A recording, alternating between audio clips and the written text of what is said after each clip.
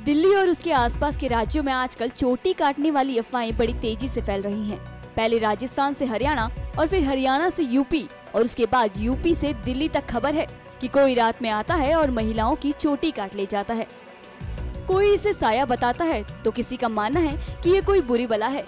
लेकिन सवाल अभी भी वही है कि आखिरकार महिलाओं के बाल कट कैसे रहे हैं। इतिहास के पन्ने पलटेंगे तो ऐसी कई अफवाहें हैं जिनकी गूंज पूरे शहर में सुनाई पड़ी है।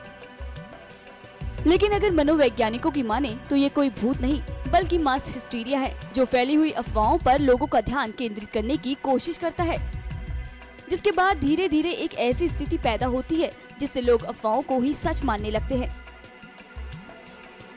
साल 2001 के महीने में भी भीषण गर्मी में भी लोग बंद कमरे में रहते थे। वजह था अफवाहों से जन्मा मंकी मैन।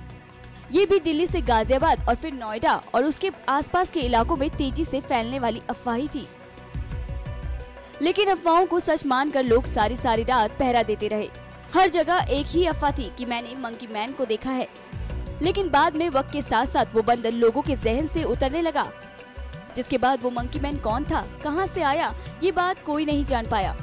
बल्कि ये तो वो मानसिक बीमारी थी जो लोगों के दिमाग को एक और केंद्रित कर अफवाहें फैलाने का काम करती रही। जिसके बाद अब ये चोटी काटने वाली की कहानी ना तो साधुओं का कोई झुंड है और ना ही तांत्रिक का काम, बल्कि ये भी मास हिस्टीरिया ही है। तो ऐसे में किसी तांत्रिक की नहीं बल्कि जरूरत है तो डॉक्टर की। तो सबसे खास बात ये कि आप भी इस किस्म की किसी भी अफवाहों को ना फैलाएं, बल्कि लोगों को ठीक तरीके से समझाएं ताकि इस पागलपन से जल्द बाहर निकला जा सके।